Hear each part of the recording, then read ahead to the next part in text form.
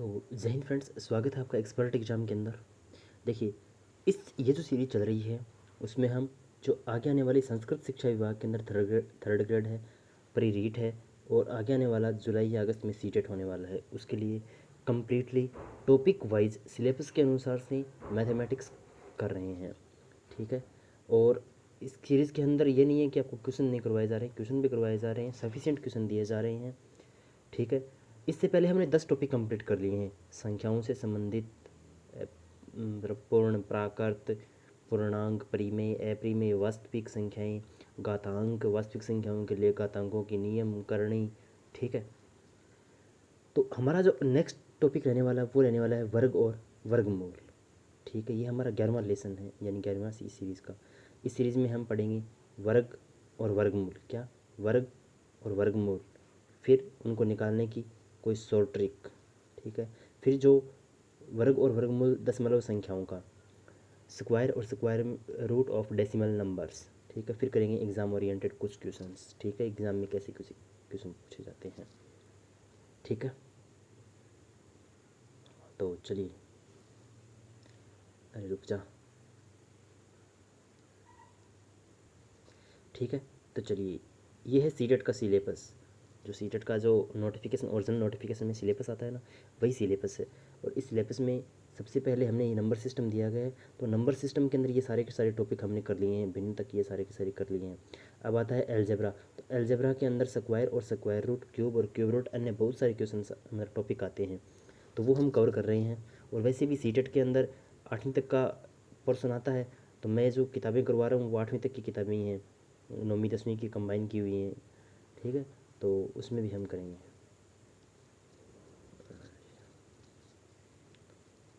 ठीक है। ये है हमारा रीट का सिलेबस।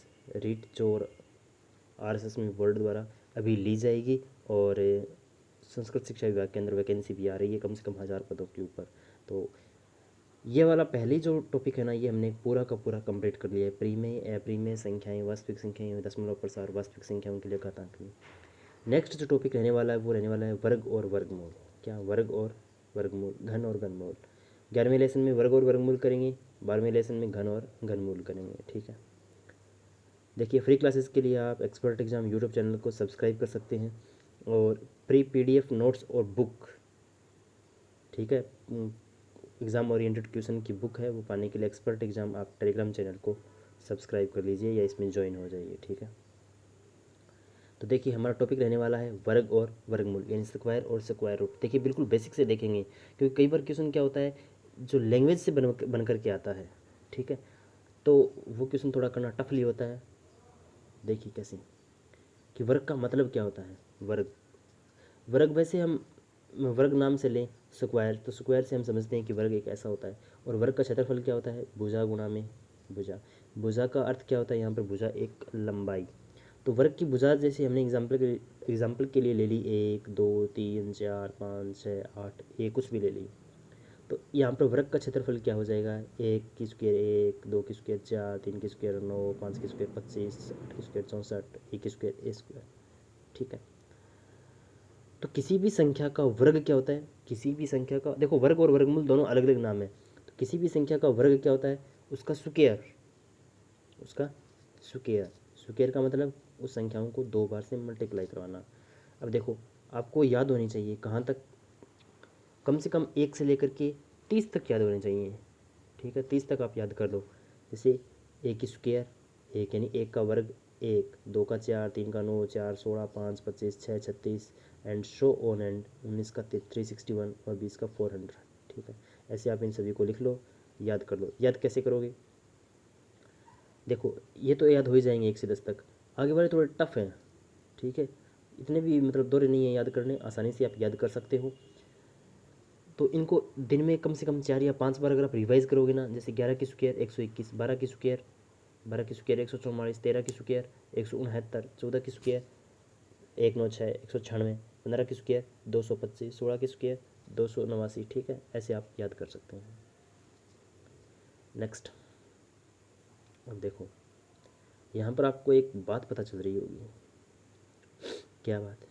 देखो, 1 की स्क्वायर 1 पर ख़त्म हो रही है, 2 की 4 पर ख़त्म हो रही है, 3 की 9 पर ख़त्म हो रही है, 4 की 6 पर ख़त्म हो रही है, 5 की 5 पर ख़त्म हो रही है, 6 की 6 पर, 7 की 9 पर, 8 की 4 पर, 9 की 1 पर, 0 की 0। अब देखो यही देखो, यही सीरीज़ आगे वाली है। देखो 9 की स्क्वायर 1 पर ख़त्म हो रही है, तो 19 की स्क्वायर भी कहाँ पर ख़त्म हो रही है, 1 पर। देखो 7 की स्क्वायर 9 पर ख़त्म हो रही है, तो 17 की स्क्वायर भी कहाँ पर ख़त्म हो रही है, 9 पर। 4 की स्क्वायर 6 पर ख़त्म हो रही है, तो 14 की स्क्वायर भी कहाँ पर ख़त्म हो रही है, 6 पर। 3 की स्क्वायर 9 पर ख़त्म हो रही है, तो 13 की स्क्वायर कितने पर ख़त्म हो रही है, 9 पर ख़त्म हो रही है।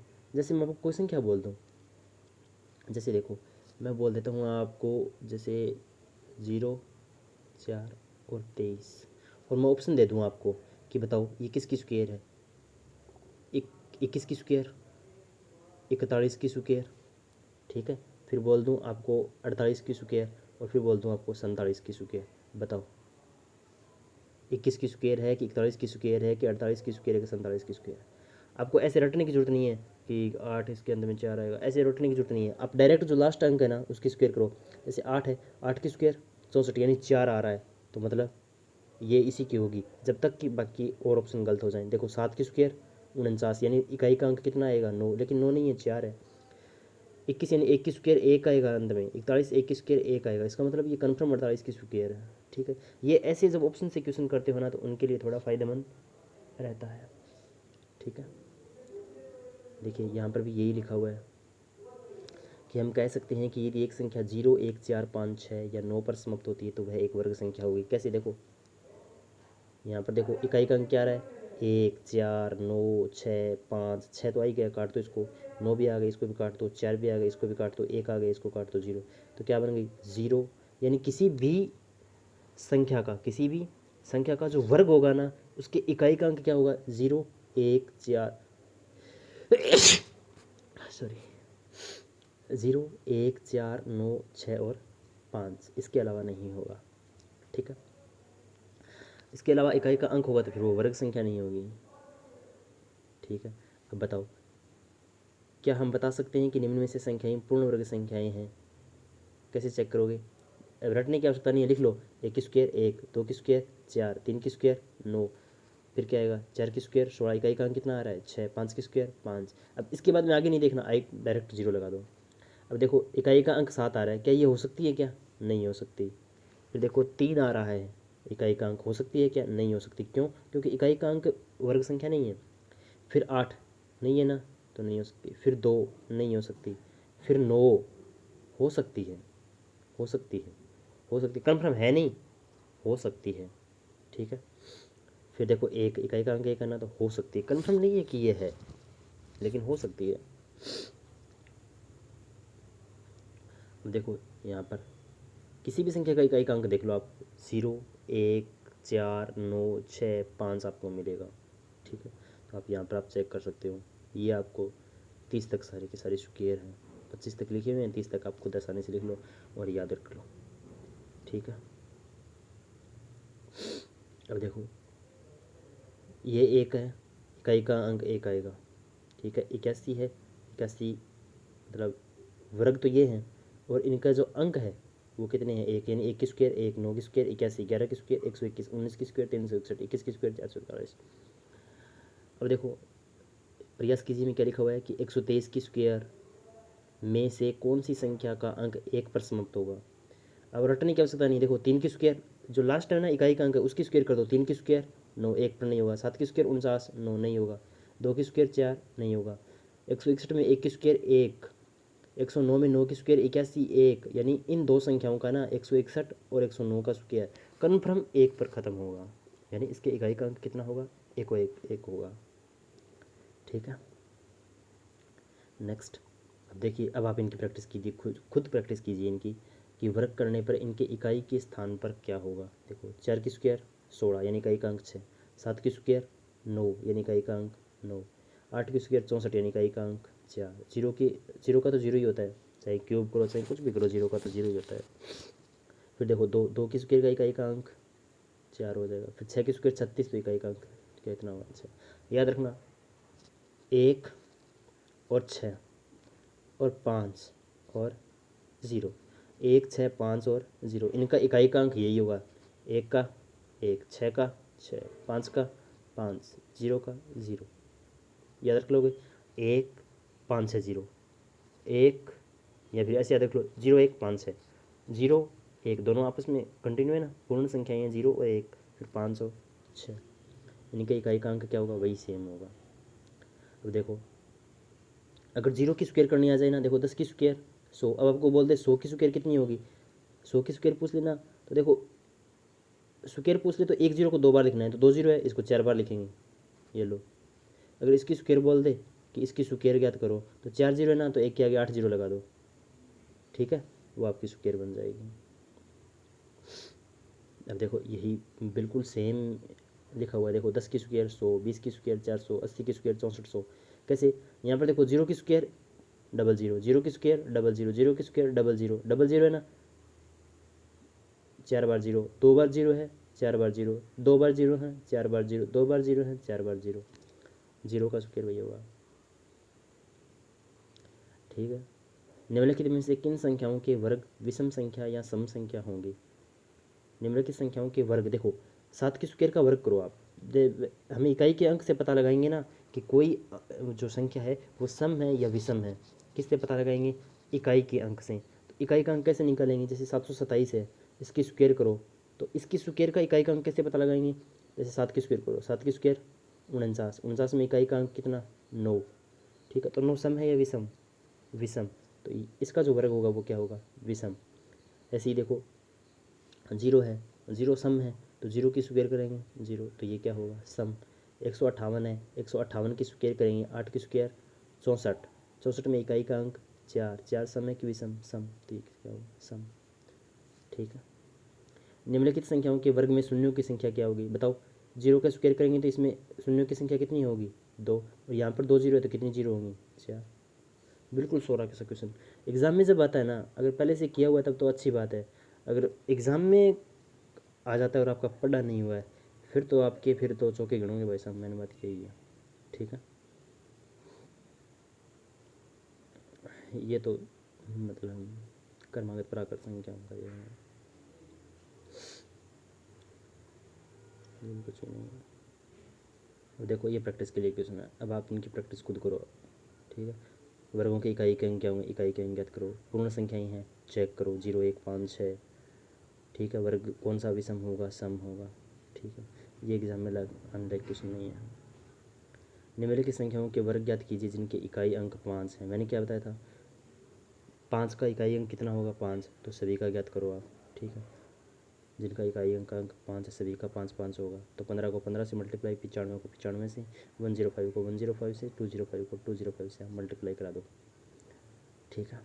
अब देखो पाइथागोरस त्रिक, पाइथागोरस त्रिक क्या होते हैं, आपने पढ़ा है क्या वो, ये लाल 10वीं क्लास में पढ़ा ही होगा आपने सभी ने, त्रिकोणमिति पढ़ते हैं तो लाल बट्टे कक्का पढ़ते हैं, लंब, ये आधार यानी बेस, और ये होता है कर्ण यानी कर्ण, ठीक है, हाइपोटेनस। लंब को बोलते हैं परपेंडिकुलर, इसको बोलते हैं बेस, और इसको बोलते हैं हाइपोटेनस यानी कर्ण। पाइथागोरस त्रिक क्या कहता है कि किन्हीं भी दो संख्याओं का वर्ग तीसरी संख्या के योग मतलब तीसरी संख्या के बराबर होना चाहिए। किन्हीं भी दो संख्याओं के वर्गों का योग तीसरी संख्या के बराबर हो तो वे क्या कहलाते हैं, पाइथागोरस त्रिक कहलाते हैं। जैसे देखो 3 4 5 हैं, ठीक है, तो 3 की स्क्वायर 9, 4 की स्क्वायर 16, ये किसके बराबर हैं, 5 की स्क्वायर 25, तो ये क्या है, पाइथागोरस त्रिक है। आपको कुछ नहीं करना, रट लो, 3 4 5 हैं।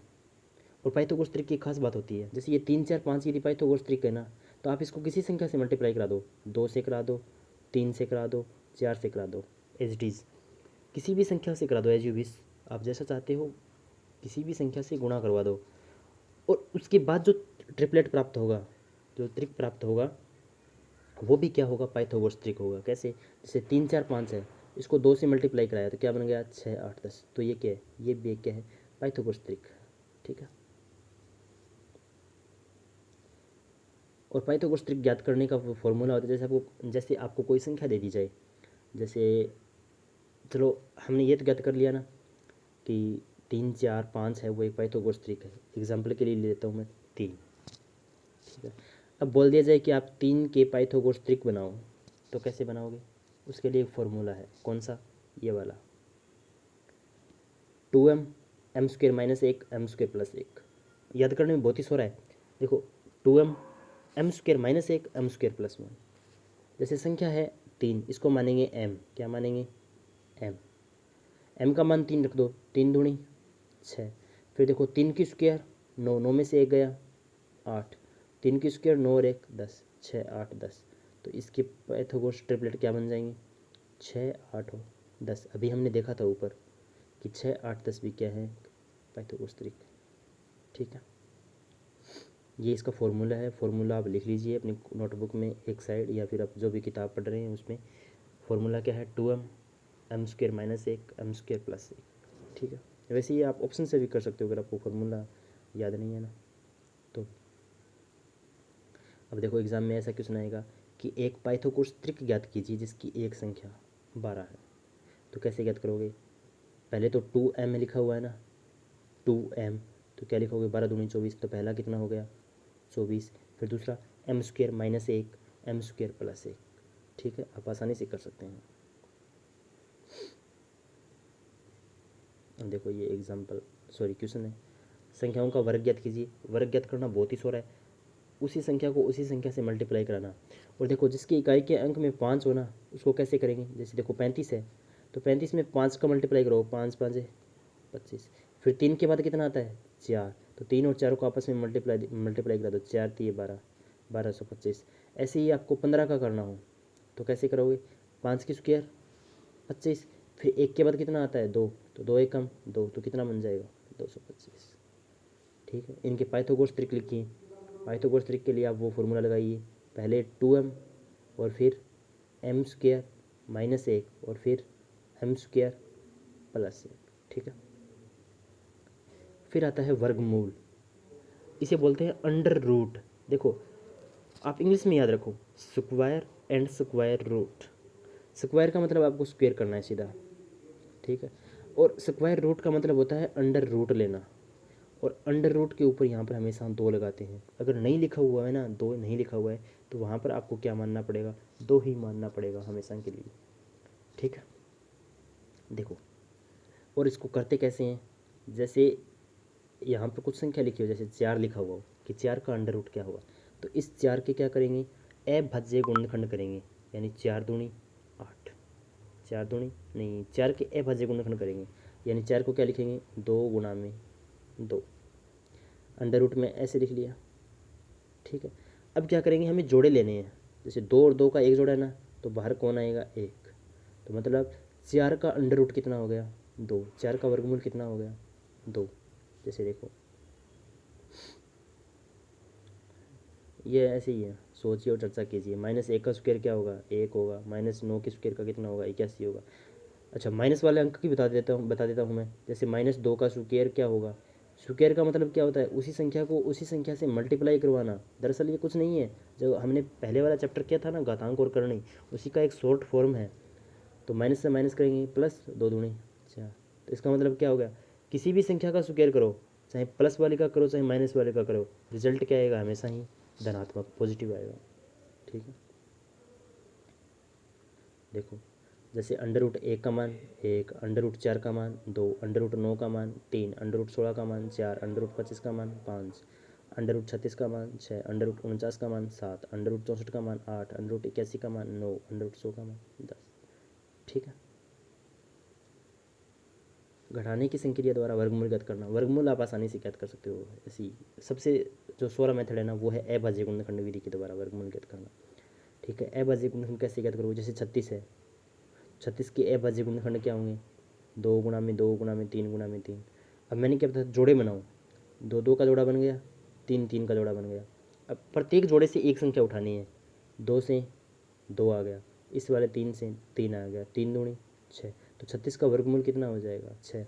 जैसे देखो यहाँ पर देखो 324 है, तो 324 को देखो कैसे किए, 2 2 2 2 का एक जोड़ा बन गया, फिर 3 3 का एक जोड़ा बन गया, और यहाँ पर 3 एक और है। ठीक है, और यहाँ पर ये एक और है, तो 2 2 का एक जोड़ा 2 बाहर आ गया, 3 3 के एक जोड़े में से 3 बाहर आ गया, और यहाँ पर 3 3 का एक जोड़ा और बच गया ना, 3 बाहर आ गया, 3 3 9 9 दूनी 18, तो मतलब 324 का वर्गमूल कितना होगा? 18। आई थिंक आपको समझ में आ गया होगा ये। जैसे कोई संख्या और ले लेता हूँ मैं आपको, जैसे दिखाता हूँ 361। तो 361 में संख्या का भाग देके देखेंगे, एक का भाग देके देखेंगे, 2 का, 3 का, 4 का, 5 का, 6, 7, 8, 9, 10, 11, 12, 13, 14, 15, 16, 17, 18, 19। किसका भाग जाएगा? 19 का। 19 को 19 से मल्टीप्लाई कराएंगे, 361 आएगा। फिर 19 में 19 का भाग देंगे, 1 आएगा। 361 का वर्गमूल पूछा है आपको, तो जो जोड़ा बना है ना उसमें से एक लेना है। 19 का एक जोड़ा बन गया, एक बाहर ले लो, रिजल्ट क्या है? 19। तो 361 का वर्गमूल क्या हो जाएगा? 19। ठीक है, ऐसे ही देखो 6400 का वर्गमूल ज्ञात करो। देखो मैंने ये बताया था कि जैसे एक जीरो है, जीरो का जब वर्ग ज्ञात करोगे ना तो 2 जीरो आएंगी। ठीक है, तो 2 जीरो का वापस वर्गमूल करोगे तो जीरो बाहर कितनी आएगी? 1। तो 2 जीरो है, बाहर जीरो कितनी आएगी? 1। 64 है, 64 का वर्गमूल हमें पता है कितना? 8। तो ये कितना बन जाएगा? 80। ठीक है, क्या 90 एक पूर्ण वर्ग संख्या है? नहीं है, हमें पता है। ठीक है, अब देखो एग्ज़ाम में क्वेश्चन आएंगे ऐसे कि सबसे छोटी, यह है एग्ज़ाम ओरिएंटेड क्वेश्चन कि एग्ज़ाम में कैसे क्वेश्चन आएंगे। सबसे छोटी संख्या प्राप्त कीजिए जिसे 9408 से भाग देने पर भागफल एक पूर्ण वर्ग संख्या बन जाए और उस भागफल का वर्गमूल ज्ञात कीजिए। देखो सबसे पहले हम क्या करेंगे, जो ये जो 9408 दिया गया है ना, इसका क्या करेंगे? अभाज्य गुणनखंड ज्ञात करेंगे, प्राइम फैक्टर ज्ञात करेंगे। जैसे 2 × 2, 2 × 2, 2 × 2, 3 × 7 × 7। अब आप बताओ, इस वाले जोड़े से तो 2 बाहर आ जाएगा, इस वाले जोड़े से 2 बाहर आ जाएगा, इस वाले जोड़े से भी 2 बाहर आ जाएगा, इस वाले जोड़े से 7 बाहर आ जाएगा। अब बच गया कौन? 3। अगर भाग देने का पूछ रहा है ना, तो फिर तो आप इसमें 3 का भाग दे देंगे ताकि 3 कैंसिल हो जाए। और ये बोल जाए कि इसमें क्या गुणा करवाया जाए, तो फिर हम किसका मल्टीप्लाई करा देंगे? एक 3 का मल्टीप्लाई और करवा देंगे। ठीक है, तो यहाँ पर 3 का मल्टीप्लाई करवाएंगे तो 3 का एक जोड़ा बाहर आ जाएगा और भाग देंगे तो ये 3 का कैंसिल हो जाएगा। ठीक है,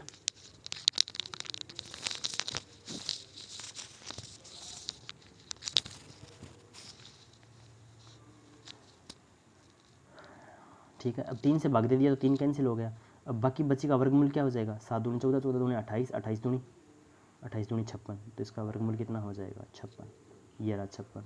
आप आसानी से कर भी सकते हैं। ठीक है, अगर मैंने क्या बताया था, भाग देना हो तो उस संख्या को कैंसिल करना है और गुणा करवाना हो तब हम वो संख्या ऐड करवा देंगे। जैसे इसी संख्या में यदि बोला होता ना कि किस संख्या का गुणा करवाया जाए, तो हम बोलते 3 का गुणा करवा दिया जाए, तो इस 56 को 3 से गुणा करवा देते। ठीक है, 168 बन जाता। 56 3 168।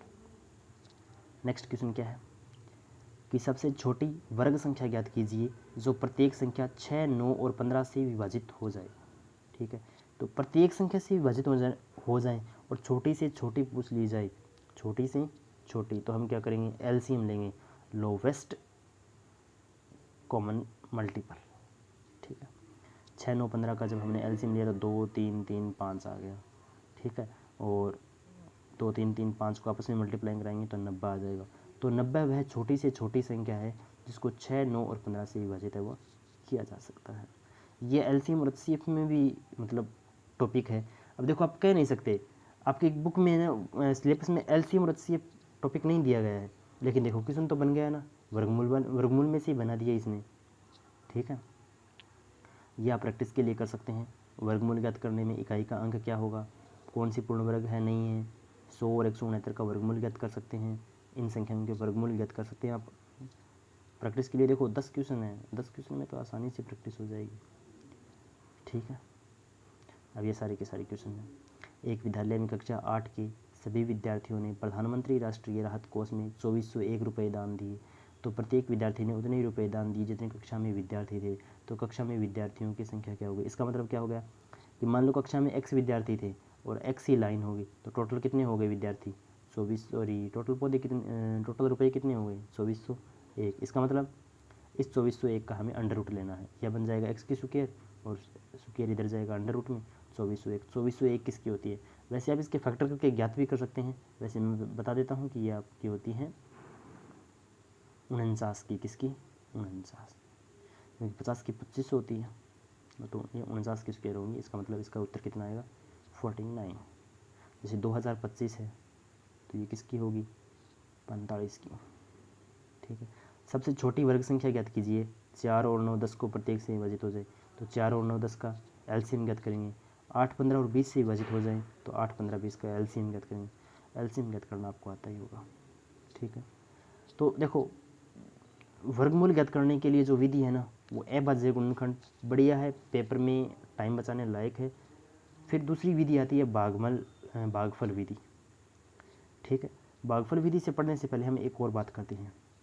जैसे कोई भी संख्या दी गई है, ठीक है।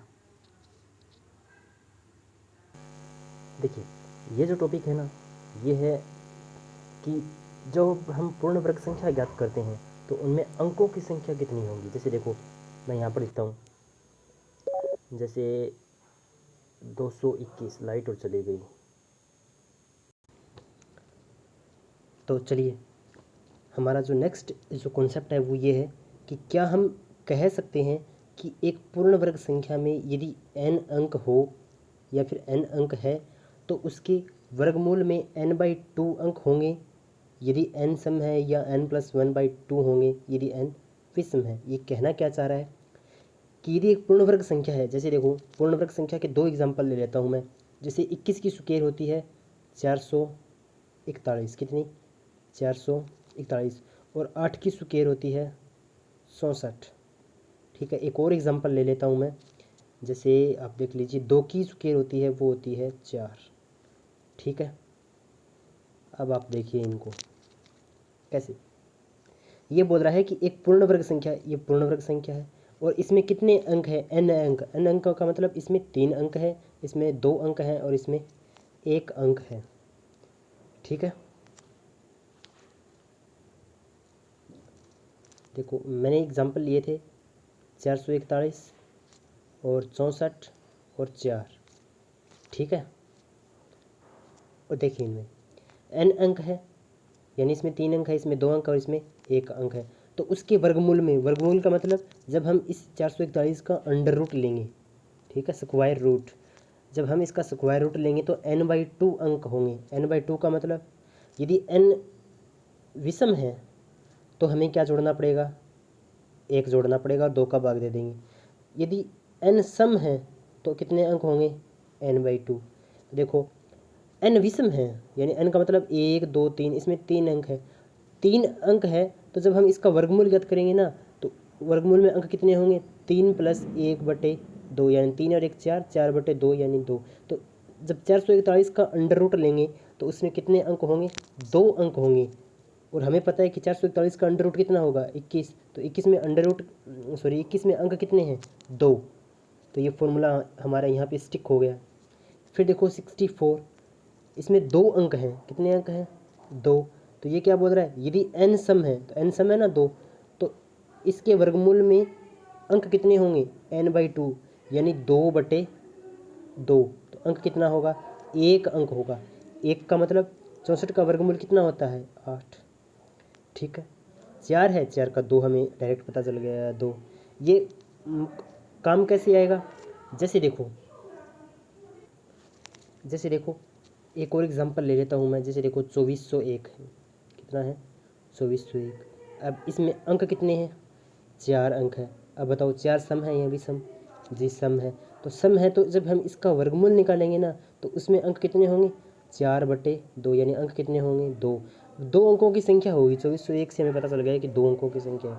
2 अंकों की संख्या कितनी होगी, ये आपको वैसे मैं बता दूं कितने का है, 49 का, 49 का स्क्वायर कितना है, 2401। देखिए जैसे कुछ एग्जाम्पल है ये हैं। अब 256,000, इतने, इसमें इतने जीरो, ये 36,864।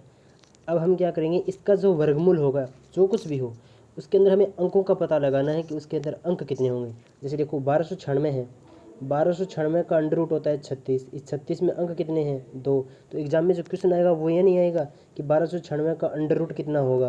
अंडर रूट तो आप बता दोगे कि 36 को 36 से मल्टीप्लाई किया। ऑप्शन जैसे पहला ऑप्शन है वो 27 हो, दूसरा 36 हो, तीसरा 46 हो, चौथा 56 हो। अब आपस में मल्टीप्लाई करके देख लोगे कौन सा क्या कहाँ है, ठीक है। लेकिन वो ऐसे पूछेगा कि 1296 के वर्गमूल में अंक कितने होंगे, ठीक है। तो अंक कैसे ज्ञात करेंगे, जैसे देखो 25,600 है, इसमें कितने अंक हैं, 5 हैं, कितने हैं, 5। तो इसके वर्गमूल में अंकों की संख्या ज्ञात करनी हो तो 5 विषम है तो इसमें 1 जोड़ के 2 का भाग दे दो। 5 और 1 6, 6 में 2 का भाग दिया 3, तो इसका जो वर्गमूल होगा उसमें अंकों की संख्या कितनी होगी? 3। यदि सम होता तो डायरेक्ट 2 का भाग दे देते। जैसे इसमें देखो 1 अंक, 2, 3, 4, दूनी 8 और 1 9 अंक हो गए। 9 अंक है तो 9 विषम है, इसमें 1 जोड़ के 2 का भाग दे दो तो इसके वर्गमूल में अंक कितने होंगे? 5। जैसे ये देखो 36,864, इसमें अंक कितने हैं? 5। 5 में 1 जोड़ के 2 का भाग दे दो, अंक कितने होंगे? 3। तो इसमें अंक कितने होंगे? 3। इसके वर्गमूल में अंक कितने होंगे? 3।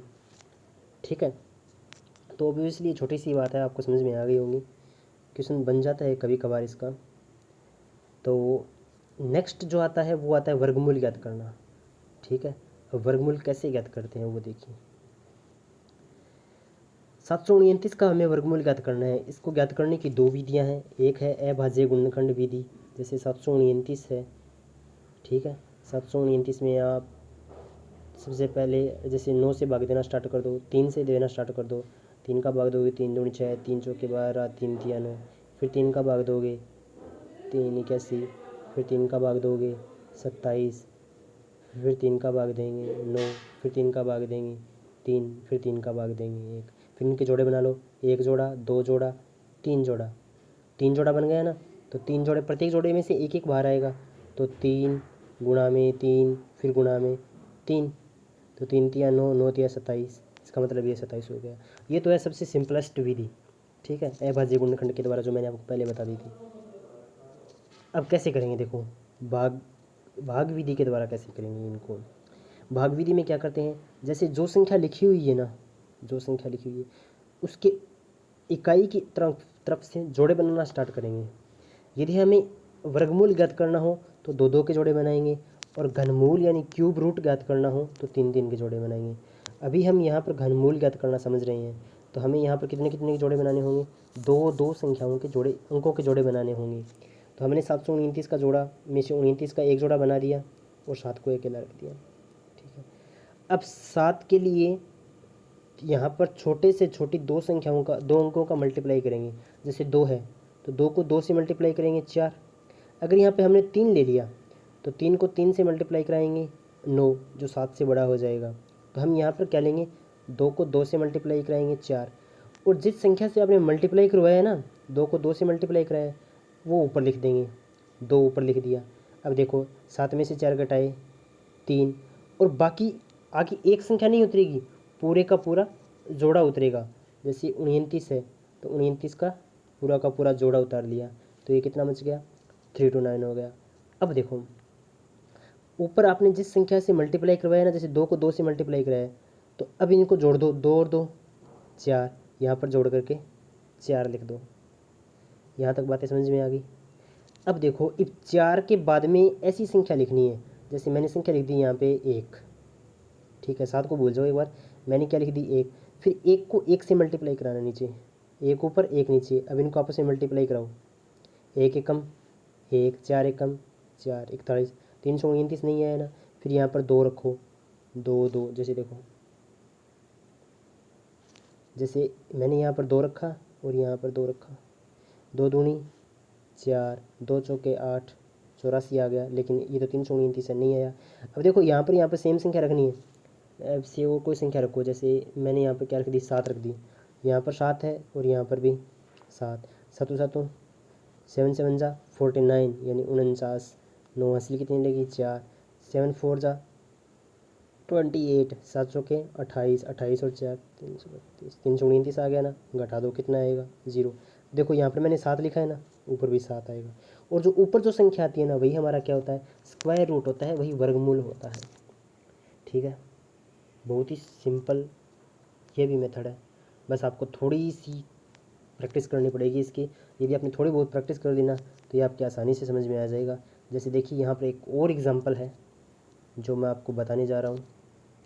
ठीक है, इसको भी थोड़ा समझने की कोशिश कीजिएगा, अगर उसमें कोई डाउट रह गया हो तो इसमें क्लियर हो सकता है।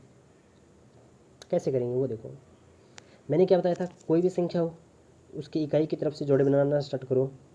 2 2 के जोड़े बना दिए। ठीक है, यहाँ पर हो गया 12।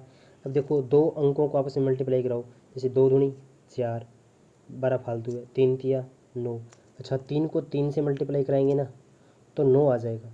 क्या 4 से 4 करा सकते हैं क्या? 4 चौके 16, लेकिन 12 से फालतू हो गया। ठीक है, तो यहाँ 3 को 3 से मल्टीप्लाई कराए तो यहाँ पर क्या रखेंगे 3, तो 3 तिये 9, 12 में से 9 घटाए 3, फिर मैंने क्या बताया था पूरा का पूरा जोड़ा उतरेगा, ये 96 आ गया। अब हो गए 396। अब मैंने क्या बताया था जितना भी मल्टीप्लाई करवाया ना ऊपर मल्टीप्लाई कराया उनको जोड़ दो, 3 और 3 6। अब 6 के आगे कोई ऐसा अंक लिखो जिससे मल्टीप्लाई कराने पर 396 आ जाए। आपको पता है कि 396 की इकाई का अंक 6 है, और मैंने क्या बताया था किसी भी संख्या की इकाई का अंक 6 तभी हो सकता है जब उसको 6 से मल्टीप्लाई करवाया गया हो। ठीक है, तो इसको 6 से मल्टीप्लाई करा दो, नीचे भी 6 से, 6 चुको 36, 80 लगे 3, 6 चुको 36 और 3 39। ठीक है, माइनस घटाएंगे 0 आ जाएगा। और यहाँ से हमने 6 से 6 मल्टीप्लाई करवाया था, ऊपर क्या लिख दिया 6। इसका मतलब क्या हो गया कि 1296 का जो अंडर रूट होगा ना वह कितना होगा 36 होगा। ठीक है, आई थिंक आपको समझ में आ गया होगा। अगर ये आपको थोड़ा हार्ड लगता है ना तो कोई ज़रूरत नहीं है कि आपको ये आए, क्योंकि आपका जो रीट या सीटेट का एग्ज़ाम होने वाला है वो ऑप्शन बेस्ड होने वाला है। वहाँ आपसे कोई नहीं पूछेगा कि आपने इसी मेथड से क्यों किया। और ठीक है, तो आप सिंपल जो प्राइम फैक्टर मेथड है या अभाज्य गुणनखंड विधि है उससे आप आसानी से कर सकते हैं। ठीक है, वैसे आप केस भी लगा सकते हैं कि 1296 है तो देखो 30 की स्क्वायर 900 होती है, 30 की स्क्वायर 900 और 40 की स्क्वायर 1600। जैसे देखो 1296 का ज्ञात करना है तो 30 की स्क्वायर होती है 900 और 40 की स्क्वायर होती है 1600। इसका मतलब ये 900 और 16 के महीने महीने हैं, मतलब दोनों के बीच बीच में है। तो देखो 31 का नहीं हो सकता क्योंकि उसकी इकाई के अंक में 1 आएगा। फिर 32 का नहीं हो सकता क्योंकि इकाई का अंक 4 आएगा। फिर 33 का नहीं हो सकता क्योंकि इकाई का अंक 3 9 आएगा।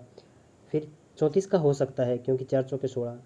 35 का नहीं हो सकता, फिर 36 का हो सकता है, 37 का नहीं हो सकता, 38 का नहीं हो सकता, 39 का नहीं हो सकता, 40 का, दोनों का ही हो सकता है। 34 और 36 का चेक कर लो आप आसानी से। ठीक है, भी दो ऑप्शन में ऐसे मिल जाएंगे तो वैसे चेक कर लो आपने। तो इसमें कोई ये विधि आपको सीखनी कोई ज़रूरी नहीं है कि आपको आए। ठीक है, मैंने एक बेसिक अंडरस्टैंडिंग के लिए बता दी। ठीक है, देखिए ये है एग्ज़ाम ओरिएंटेड क्वेश्चन कि एग्ज़ाम में कैसे क्वेश्चंस आएंगे। क्या एग्ज़ाम में क्वेश्चन ऐसे आएंगे कि 4 अंकों की सबसे बड़ी संख्या बताइए जो पूर्ण वर्ग हो। ठीक है, तो ऐसे कैसे ज्ञात करेंगे कि संख्याएं हैं वो पूर्ण वर्ग हो या फिर नहीं हो। ठीक है, एक तो वो तरीका होगा कि आप ऑप्शन से चेक करें, ऑप्शन दिए गए हों तो ऑप्शन से चेक करें। सबसे सरल, सबसे आसान, सबसे टिकाऊ, लंबा चलने वाला और क्वेश्चन गलत नहीं होने के चांसेस वाला फॉर्मूला तो यही है। ठीक है, वरना फिर आप क्या करोगे, जैसे 4 अंकों की सबसे बड़ी संख्या क्या है 99999। ठीक है, अब देखो 99999 का क्या करेंगे अंडर रूट निकालेंगे। अंडर रूट निकालो ऐसे, और लास्ट में जो शेषफल बचेगा यहाँ पर वही क्या होगा वही संख्या घटानी होगी, यानी जो मेन संख्या है ना उसी से घटानी होगी। सबसे बेस्ट तरीका क्या है ऑप्शन से करो। ठीक है, तो यहाँ पर ज़्यादा दिमाग खराब मत करें, ऑप्शन से चेक करें। फिर आता है दशमलव का वर्गमूल। दशमलव का वर्गमूल जैसे ही वैसा ही है जैसे हमने अंडर रूट निकालना सीखा था। कैसे, जैसे देखो अंडर रूट 1764 है तो अंडर रूट का तो 1764 पहले अनुमान लगाओ कि हो किसकी सकती है। देखो 15 की स्क्वायर होती है, देखो 5 की 25 और 15 की होती है 225। ठीक है, और 20 की होती है 400। इसका मतलब 15 और 20 की तो मध्य नहीं है ये।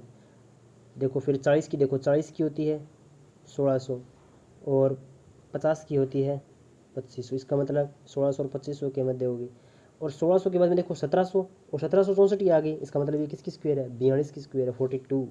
किसकी स्क्वायर है 42 की स्क्वायर है 1764। अब देखो दो संख्याओं के बाद में इसमें पॉइंट लगाया हुआ है और वर्गमूल से बाहर आएगा ना तो एक हो जाएगा, एक संख्या के बाद में पॉइंट लगेगा, यानी ये कितना बन जाएगा 4.2। ठीक है, अगर यहाँ पर अंदर 2 जीरो होते तो बाहर कितना जीरो आता 1 जीरो आता। बाहर कितना जीरो आता 1 जीरो आता। अगर अंदर दो संख्याओं के बाद में पॉइंट है तो बाहर एक संख्या के बाद में पॉइंट आएगा। अंदर यहाँ पॉइंट होता तो बाहर पॉइंट कहाँ आता, यहाँ आता। ठीक है, आई थिंक समझ गए होंगे कि अंदर जितनी भी संख्याओं के वर्गमूल हैं तो प्रत्येक दो जोड़ों में से एक जोड़ा आएगा, और प्रत्येक ये दो जोड़ों के बाद में यदि पॉइंट है तो वो प्रत्येक एक अंक के बाद में पॉइंट लगेगा। ठीक है, जैसे देखो ये देखो आप,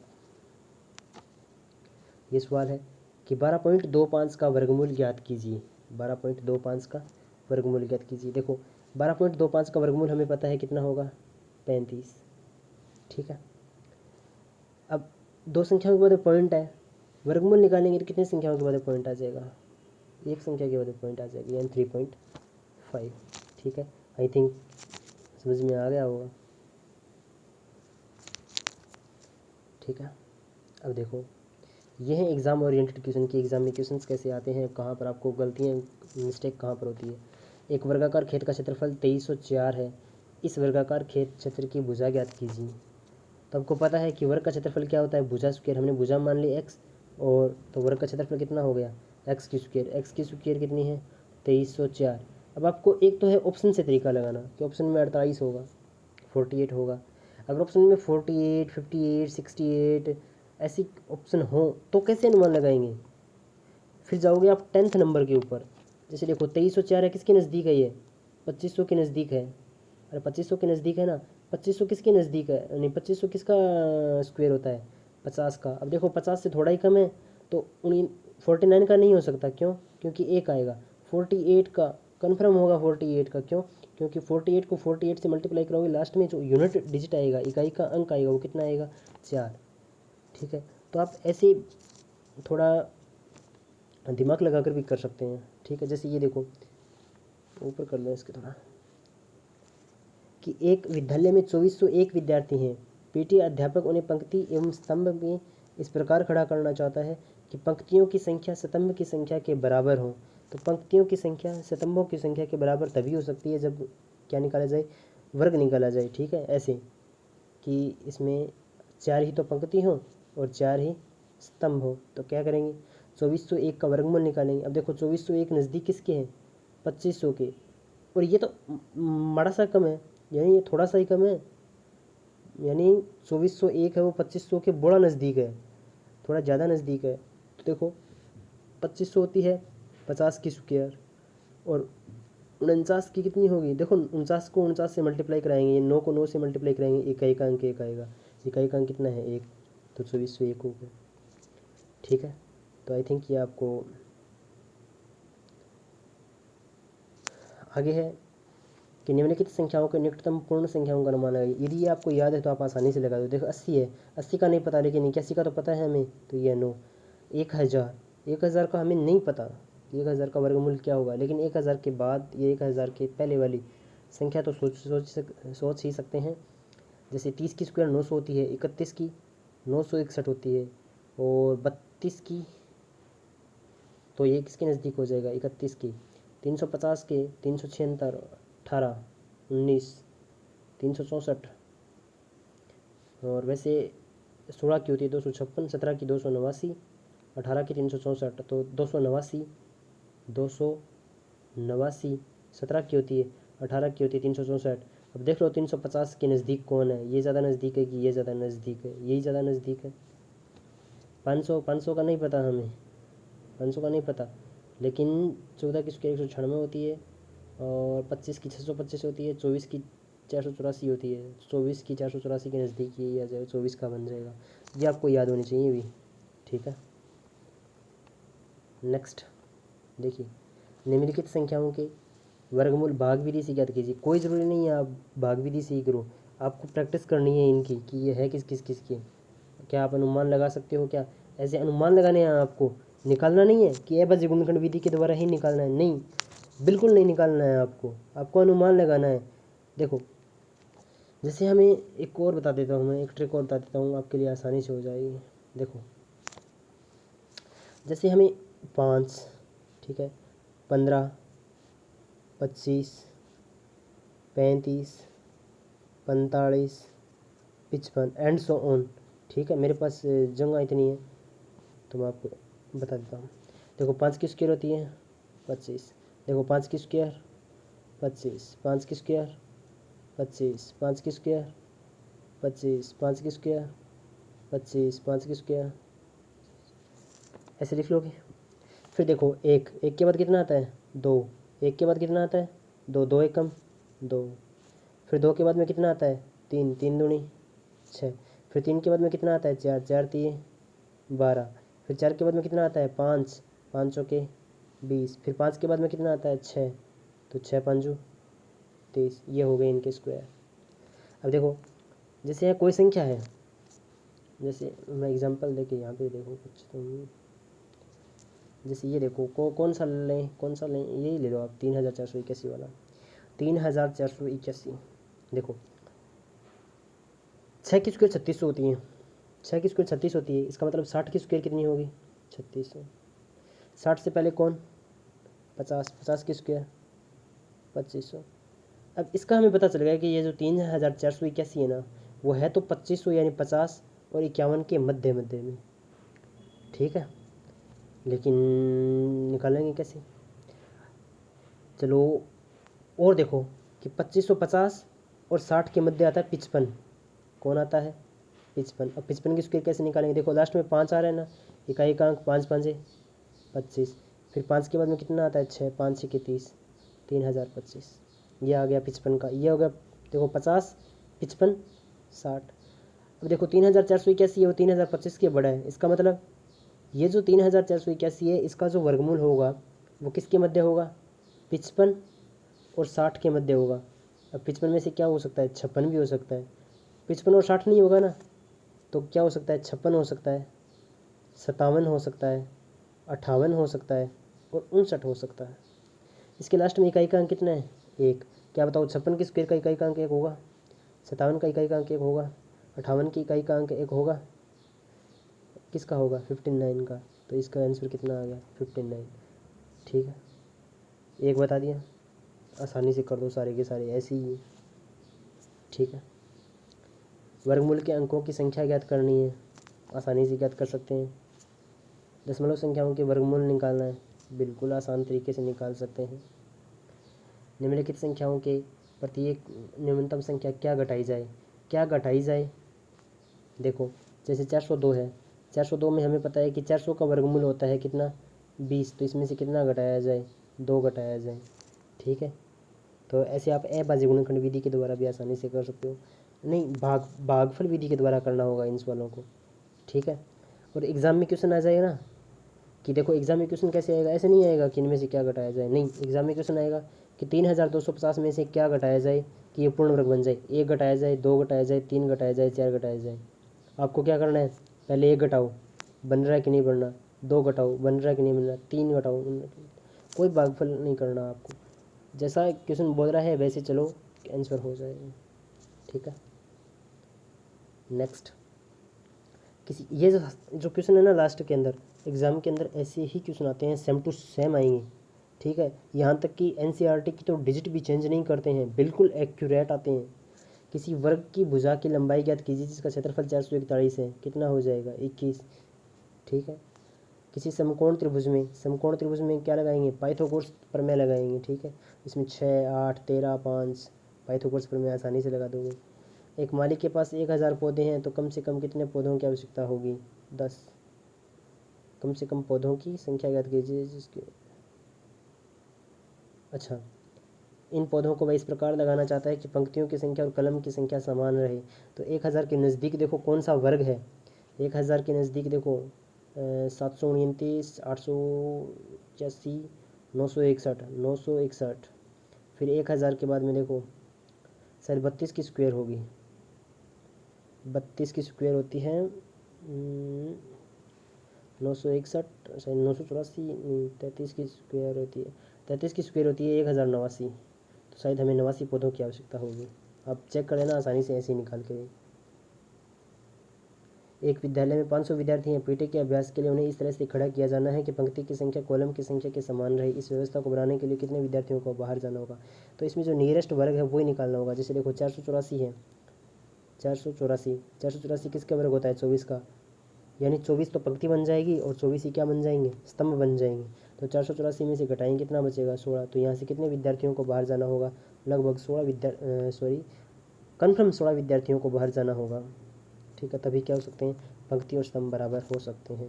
अगर ये बोल देता कि कितने और विद्यार्थी आए कि ये बराबर बन जाए, तो फिर हमें 25 की स्क्वायर होती है 625, तो 125 विद्यार्थी और चाहिए होते हैं। ठीक है, तो कुछ भी पूछ सकता है, जोड़ करके, घटा करके।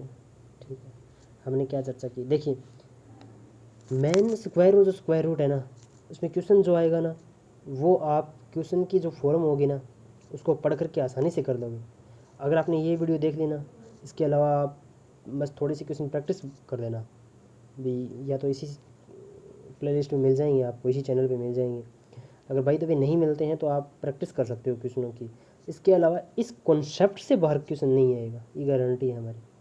ठीक है, इसके अलावा हमने चर्चा किया है कि हमने जो पाइथागोरस ट्रिक हमने जाने थे, उनमें वो देखे थे हमने। किसी भी वर्ग का इकाई का अंक ये हो सकता है। वर्ग संख्याओं के अंत में शून्यों की संख्या केवल सम होती है। अब देखो एग्ज़ाम में आएगा, वर्ग संख्याओं के अंत में शून्यों की संख्या केवल होती है सम, विषम। वर्ग संख्या जैसे 10 है, 10 की स्क्वायर कितनी होती है? 100। हमें पता है कि 0 की स्क्वायर करेंगे तो डबल 0 आएगा ही आएगा। एक पूर्ण वर्ग संख्या के 2 पूर्ण वर्गमूल होते हैं, बिल्कुल सही है। इनको ये नॉर्मल सी बातें लिखी हुई है, इकाई का अंक ये मतलब आसानी से। ठीक है, तो देखिए फ्रेंड्स, मैं अपनी तरफ से पूरी कोशिश कर रहा हूँ, आपको भी पूरी कोशिश करनी है। ठीक है, हो सकता है कि एग्ज़ाम में क्या कुछ हो जाए। जिस प्रकार अभी खबर आ रही है कि आरपीएससी का अध्यक्ष है वो भी पकड़ा गया है, मतलब चोरी पेपर बेचने के मामले में।